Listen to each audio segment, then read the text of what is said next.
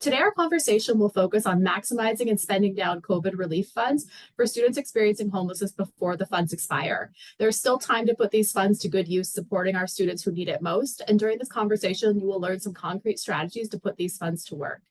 Today, we're pleased to be joined by our partners at SchoolHouse Connection and 3 McKinney-Vento liaisons from charter schools around the country. I'm going to start by giving each panelist the opportunity to introduce themselves. So if you could each share your name, role, school, and where you're located. We'll also have the opportunity to learn more about their schools and the communities they serve a little bit later in the program. So first we have our friend at SchoolHouse Connection, Karen Rice. Hello, everyone. It's a pleasure to be with you today. My name is Karen Rice. I am the Senior Program Manager of Education Initiatives at SchoolHouse Connection. So I work with our K-12 team, supporting schools and districts and state-level folks across the country in supporting students experiencing homelessness. Thanks, Karen. Next, we have Melissa Pena. Melissa Pena, and I am the Director of Student Support Services at Green Dot Public Schools. We are a charter management organization located in Los Angeles. Thanks, Melissa. Next, we have Kate Moses. Hello, I'm Kate Moses. I'm with Monte del Sol Charter School in Santa Fe, Nuevo Mexico, New Mexico. We are 7 through 12. Thank you. And finally, we have Vanessa Rivera. Hello, I work with Kate Moses at Monte del Sol Charter School. I am the Bilingual Benefits Navigator. Thanks, Vanessa. And my name is Fiona Sheridan McIver. I'm Director of Policy at the National Alliance for Public Charter Schools. We're really proud to partner with SchoolHouse Connection again and these incredible liaisons to bring you this conversation. So now I'm going to kick it over to Karen, who will start by sharing some basics about the ARP-HCY funds and allowable uses. Karen? Thank you so much, Fiona. Okay, so we are going to jump in and talk about the American Rescue Plan Homeless Children and Youth Funds. These were COVID relief dollars that were specifically designated and earmarked to support students experiencing homelessness, especially in light of the challenges that happened that students experienced because of the pandemic. So linked in these slides is the official guidance from the U.S. Department of Education, the most updated one that came out September 12th of 2023. Essentially, this newly released guidance, or fairly newly released guidance, asks states to really expedite funding, including by modifying those administrative processes. So we know that our timeline for spending these funds, the end is approaching very quickly. And so part of the purpose of this letter was to really urge states and districts to make sure that they're expediting the spending of these funds. So we would encourage you to circulate this information widely if you haven't. If you have ideas on spending funds that you are running into challenges to kind of make that happen, please share this guidance with the folks in your business office, your administrators, whoever it is that's involved in those funding decisions, so that we can really help make sure that we're using these funds to support our students. There's also linked in here a 2-page overview of our allowable uses, so you'll have access to the links, and all of this information is on our SchoolHouse Connection website as well. So I want to just call out there we go. I want to just call out a couple of highlights that were part of the new guidance that came out in 2023 that specifically dug into some of the allowable uses that were unique with these ARP-HCY funds. So many of you remember that at the beginning when these funds were released, they were allowed to be used for motel stays. And so in this newer guidance from 2023, it really talks about clarifying that motel stays can be longer than 3 days if it's reasonable and necessary to allow children and youth to attend school. Of course, we want to use this as a last resort when other funding sources are not available, but it gives more freedom to have a longer period of time for that student to really help support that educational stability. In addition, transportation was specifically named as a good use of funds in the purchase of vehicles for especially transporting children and youth experiencing homelessness. So the purchase of vehicles is a great way to have a larger purchase to spend those funds. It also addresses reimbursing parents and youth for gas costs to drive to and from the school of origin, as well as providing families with prepaid gas cards, and for paying for limited car repairs when costs are reasonable and necessary, of course. And we know that sometimes families driving themselves makes transportation a little bit more easier. And so those car repairs can really help make sure that students have access to that transportation to and from school. In addition, it named providing food assistance, again, if reasonable and necessary, to help our students to take advantage of educational and extracurricular opportunities. And this is for when food is not available to the student through other sources. So of course, our students are eligible for free school meals. And so this would be for food assistance that goes above and beyond that. So thinking about evenings and weekends, food assistance for when students are participating in field trips or traveling for sports or things like that when they need access to food support in other ways. In addition, it specifically called out early childhood and providing those early childhood services to young children birth to 5 who are not formally enrolled in the LEA, but who are experiencing homelessness in the LEA. So this includes activities like helping to transition students into kindergarten, coordinating screenings through Child Find or other services, making referrals to community partners, thinking through what those activities are that help determine eligibility for subsidy. That might be for childcare, for Head Start or Early Head Start, as well as helping connect students to early intervention services. And specifically, the Dear Colleague letter named including transportation to these services, because we don't want transportation to be a barrier for our youngest children to participate in these early childhood activities. And finally, want to just call out that the letter also addressed that transition to post-secondary. So thinking through how we can assist youth in completing the FAFSA or the free application for federal student aid, and also participating in other college readiness and college access activities. So that might look like adding staff hours to increase that capacity to provide FAFSA assistance, supporting college application expenses such as registration fees, placement exams, entrance exams, or any of those kind of other fees associated with that application process.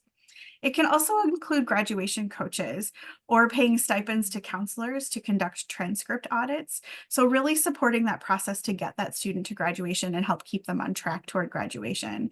And so that transcript audit might look like helping to award partial credits, and again, really focusing on that progress towards graduation. So with that, knowing some of those additional allowable uses, as well as the allowable uses that were originally named when the funds were released, I am happy now to turn it over to our panelists. So I will stop sharing my screen here, and we are so delighted to have this panel to talk about how they have used their funds. So I will start out by asking if you can just give us a little bit of information about your LEA. So the location, size, number of identified students in the 22-23 school year, just whatever information you can kind of give us to help paint the picture. And Melissa, I'll have you go first. Sure. So again, I work with Green Dot Public Schools. We are a charter management organization in Los Angeles, and we work with students in middle and high school. So we have 18 middle and high schools serving about 10,000 students. And 93% of our students qualify for free reduced lunch, primarily Latinx and African American students. And last school year, 504 students were identified as experiencing homelessness. Thank you, Kate. And Vanessa, I'll turn it over to you. Same question. Vanessa, shall we take quick turns here? Sure. So I'm Kate. I neglected to say I'm the McKinney-Vento specialist at Monte del Sol Charter School in Santa Fe, New Mexico. And we have about 360 students, and we're grades 7 through 12, 360 students in our whole school. So we're kind of the opposite of Melissa. Yeah. We're a small charter school that's local. It started about 25 years ago almost in our city. And we have 50 students roughly the last 2 school years. Each year we have about 50 students, 30 some families that works out to who qualify for McKinney-Vento services. Yes. And Vanessa and Kate, I'll stick with you for the next question. Can you talk about the needs that you've seen among your students experiencing homelessness? Oh, what haven't we seen, Vanessa? Yeah, everything from small house repairs to rental assistance, utility bills.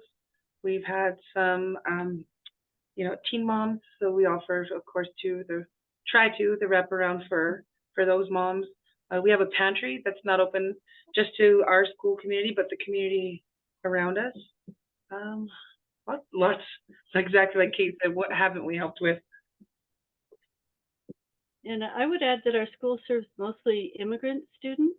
I think we're a majority at this point. School demographics change, and that's where we are. So we also see a lot of students with needs relating to that status, including they need legal referrals, they need legal help. They're grieving family members who were deported, and extremely low income. And we're seeing more and more of parents and students being really abused in the labor system. Really. So we've made a lot of referrals around those issues. Thank you for that, Melissa. I'll turn it over to you for the same question. What are the needs that you've seen among your students experiencing homelessness? Yeah, so just to pull it back a slight bit, my team contacts all of our students experiencing homelessness in the weeks leading up to the new school year, and then at least 3 times throughout the year, more if a young person requires more intensive supports. And every time my team has contact with our young people, they are doing a needs assessment to determine at that point in time, are there any barriers to school attendance or to our students meeting their full potential in the classroom. And so when they do that, they're tracking all of that in our case management tracker, which is really just a Google Sheet. And what that allows us to do is to identify what are the top needs of our students, and for us to think through programmatically, how are we using our time and our resources to align with what those needs are. And so we look at it at the aggregate across our 18 schools, and then we look at it at the school level to see if there are any school level outliers. And because our meetings happen seasonally, 3 times, kind of very specific time slots, we can also look at, do the needs change by season? So more backpacks are needed in the summer, more sweaters are needed in the summer, and summer, I think because they're prepping for the year. But what we've found is that the top needs throughout the school year, across seasons in schools, are uniforms and basic clothing. Our schools require school uniforms, so mostly it's uniform shirts, pants, and sweaters, and school supplies. And we can narrow down to like specifically pencils and notebooks are what's most needed, and then transportation, and that's mostly been bus passes. So pretty basic needs. And we still do see housing support needs, really, help with getting certain paperwork or access to certain resources, county level resources, but our primary needs seem to be more of those basic needs.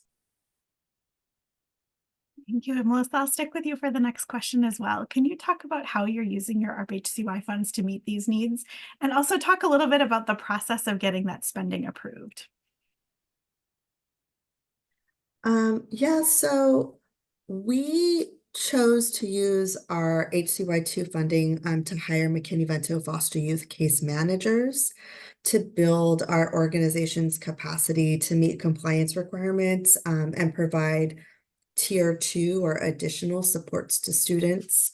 And I know there are some folks who don't want to use time-bound, limited grant funding to hire new team members.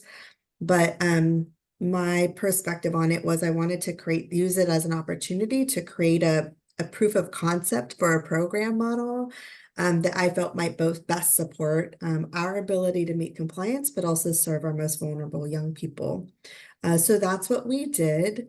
And I tied one of our program goals to reducing chronic absenteeism, which is another program stream that I co-lead. And it's a goal that's connected to learning. And it's also one of our organization's 5-year strategic, a goal that's built into our 5-year strategic plan. And with that, my goal was, one, I wanted to improve our data collection and identification to further demonstrate need.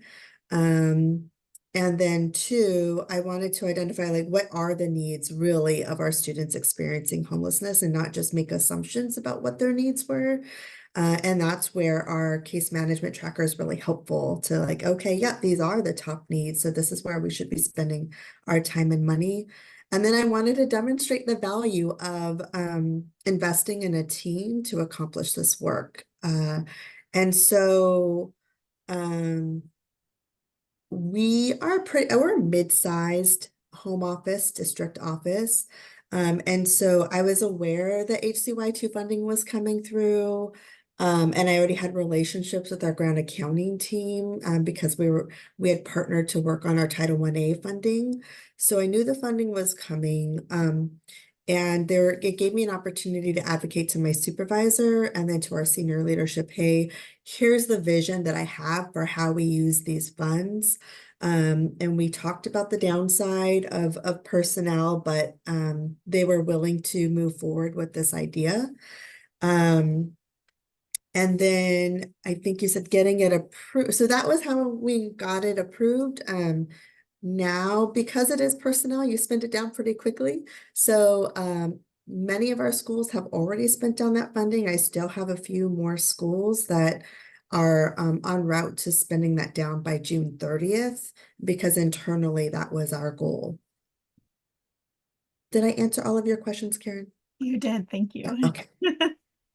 And Kate and Vanessa, I'll turn it over to you for the same question. So how are you using your ARP-HCY funds to meet needs? And also, can you share about the process of getting that approved? So for Yeah. using our fund, oh, go ahead, Kate, if you'd like.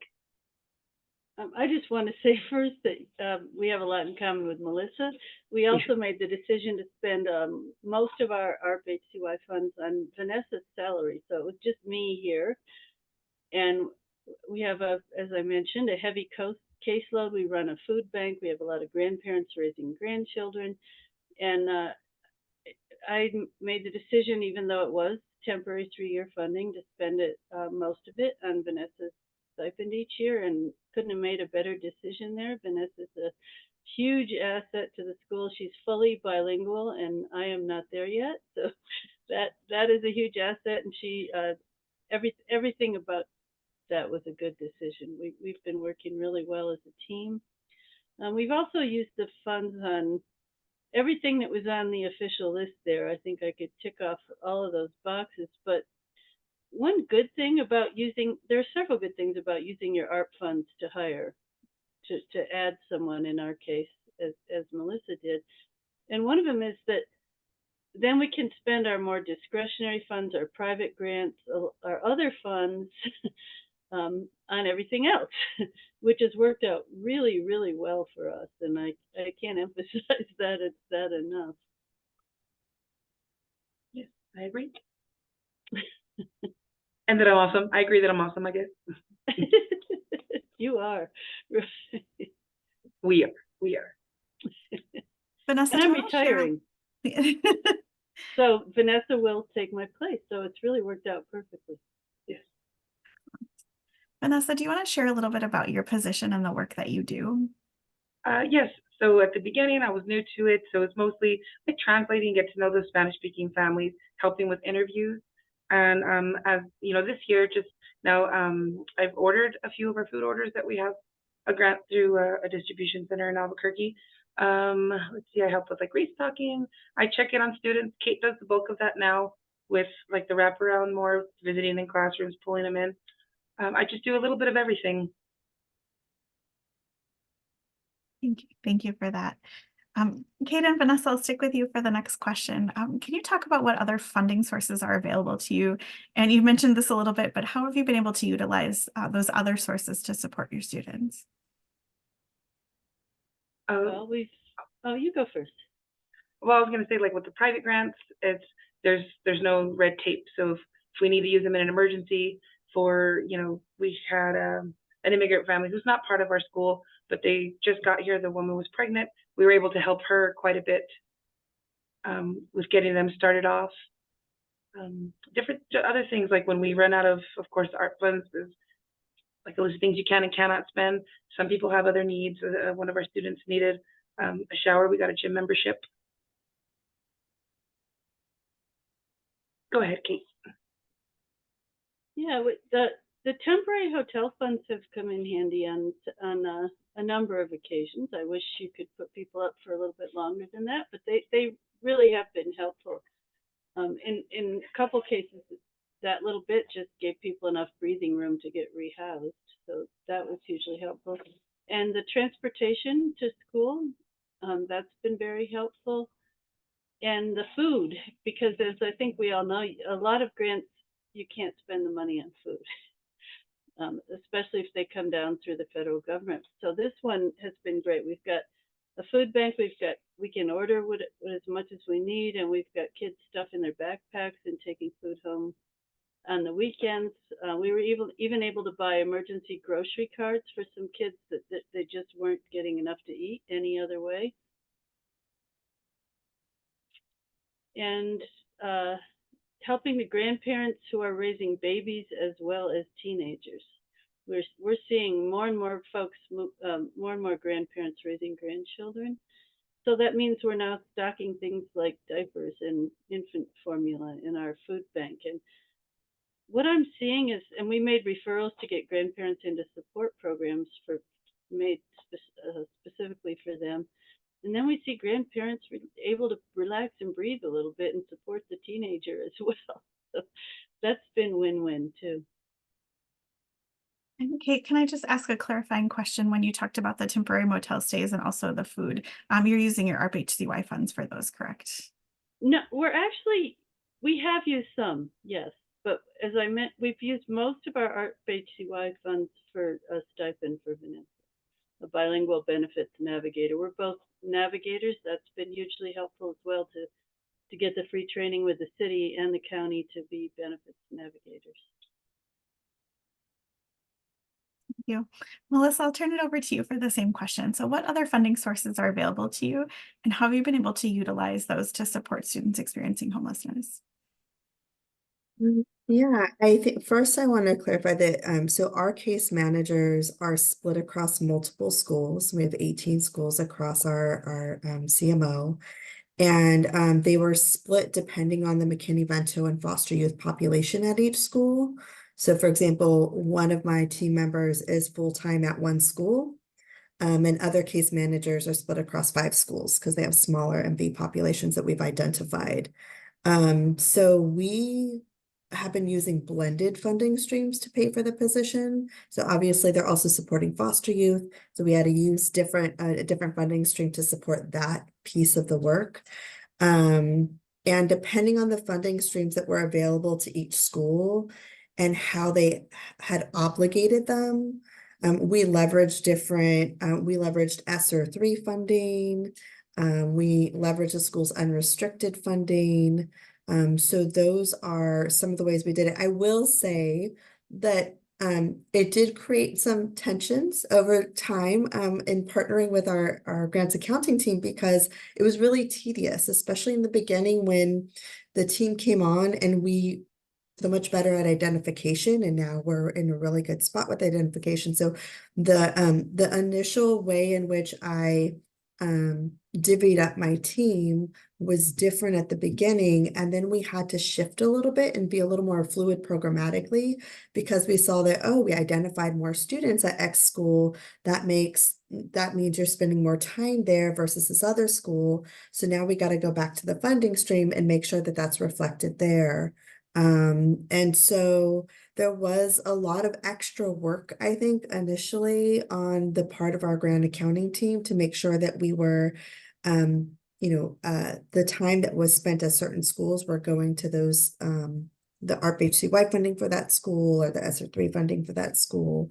So I think that was one of the more tedious pieces of splitting people across funding streams and schools, but on the whole, it allowed us to have a little bit of support at every school doing this work.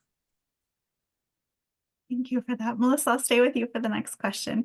Have you thought about sustainability beyond ARP-HCY and how that might look for you, and what it is that you would need to sustain those positions?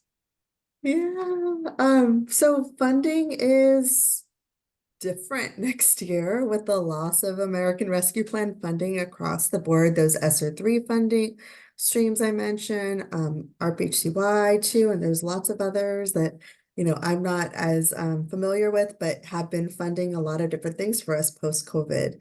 And so I am excited to share that of the 4 new positions that we created with the ARP-HCY funding, these case manager positions, 2 of them have been budgeted within our CMO's home office budget.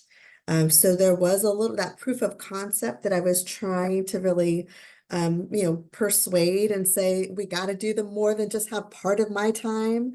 We've got to build this out. So that is in place. And then I've been collaborating with a colleague of mine who's leading our organization's effort to apply to California Department of Education community school grants to allocate some of that grant funding for up to 2 case managers split across schools. And that we won't find out for another few weeks whether or not we get those grants. And so if so, that's a great win for us. And I also worked with her to look at our current community school grant funding and where are there opportunities to work with schools to perhaps pursue budget modifications for those grants to fund an additional position. So we're doing a little bit of that, and I'm just in a wait and see moment for that. And I will say, because I'm in this wait and see moment, and the one stipulation that our organization has put on those positions is that if we do get that grant funding or budgets are modified, those will need to be contracted positions because of the temporary nature of the grant. So that is a little bit of a, there's a give and take there. But because there's this uncertainty and I may end up with only half of what I was operating with this year, it has made me need to step back and think about, given these financial constraints, the position has to look differently and how we operate as a program might have to look differently. And so I'm gonna have to scale back the more intensive services my team provided. And it's given me more ability to think about maybe strengthening our tier 2 additional support, like compliance focused strategies. I think our work in the past 2 years has highlighted where the gaps are for us as an organization in compliance. And so that there's more meaningful work to in addressing those first. So when we do have an opportunity to scale and there's funding available, we have a stronger foundation to build off of. So that's how I'm thinking about going into a post ARP-HCY2 world. Thank you for that, Melissa. Kate and Vanessa, I'll turn it over to you for the same questions. Have you thought about sustainability beyond ARP-HCY, and what would you need to do that? So we too will take about a half cut because I will be working alone. There is, of course, no funding to, well, hopefully we can find something to hire me an assistant. But for the moment, yeah, it's pretty scary to look forward in the future without having that assistant. I think me and Kate are such a great team. We do a lot of extra hours as it is, over what we're even getting paid for. So just being alone, it's a little scary for me. Plus, I have big shoes to fill. Yeah, I'm very concerned about next year. I think virtually everyone is out there. And as Vanessa said, we're already scaling back by me retiring, and there not being money in the operations budget for Vanessa to have an assistant. But I am shaking the trees. And I want to back up and say one thing that I think is really important about funding for charter schools, if I may. And that is that we've been fortunate in New Mexico. Every charter school has a foundation, and ours was kind of like moms that had hot dog roasts on campus. And, you know, that certainly wasn't all they did, but their focus was, you know, pep rallies and that, and barbecues and that kind of thing. But they provided us with a huge gift years ago, before Vanessa was here, which was to serve as a fiscal sponsor. They have a 501c3. And that's the first thing. I can't believe I forgot to say it. The last question. That's when I tell other charter schools, you know, what are we doing? What could you maybe do? That is the number one thing. It gives you a huge a lot more discretion. In our case, it gave us an accountant and a debit card, which most, schools often don't have that. So it gives us a lot more flexibility and leeway, and fundraising appeal too, because when you have a 501c3, you can apply for all sorts of private grants that you can't always apply for without that as a school. So that's huge. And if anybody wants to know how we did that, contact us, just ask us. It was really a matter of us just asking them and them saying yes. But to provide that oversight of the accountant they went above and beyond to do that for us. And it's been a great, easy, simple relationship for years now. So if you can get any kind of a fiscal sponsor outside the schools, jump on that. And next year, I'm doing a thing I've done before successfully, which is go to the city government and the county government with our story about next year's funding, because everybody knows cities get ARP funding too, that it's going away. And we're in the south. We're on the south side of town, where basically almost all of the immigrants and low-income people and people with young families live.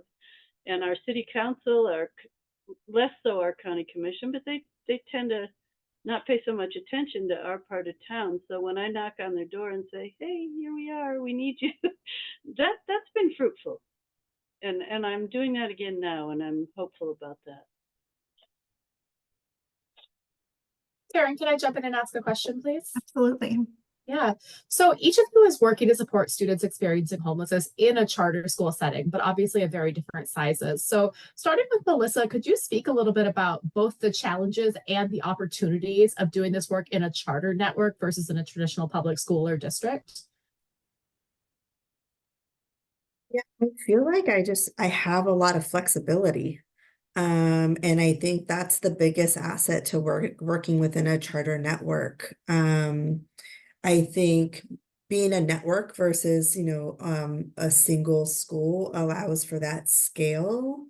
But I think flexibility and just clear access to our decision makers, our CEO, our chief academic officer, chief program officer, are very accessible to me. And they know the work and they hear the work about the work. And so I think that direct line of connection, and just the overall flexibility that we have, because as an organization, we try to be nimble. And so that gives me more flexibility to be nimble and move with the program as our data is telling us, hey, shift in this direction. We can make an easier shift in that direction. I think because we don't have as much of the heaviness and the structure that might exist at traditional public schools. Thanks for that, Melissa. And over to Kate and Vanessa, same question. Could you speak a little bit about the challenges and opportunities of doing this work, but rather in a small single site charter school, especially one that has such a comparatively large population of students identified? I would say too, flexibility here as well. That's a positive. A plus, I think negatively, because we're such a small school, I feel like we don't get, I guess, a scene of what an impact we're making because we're so small, again, compared to, other larger charters. I feel like sometimes our work is not minimized in any way, but just, I guess, if we were bigger, of course, hey, that huge school is making this huge impact. But if you look at the percentage of how many kids we've identified to what we're providing and offering and helping with, it's huge. It's great. All right, thanks for that. Back to you, Karen. Thank you. I do want to just thank you all so much for joining us.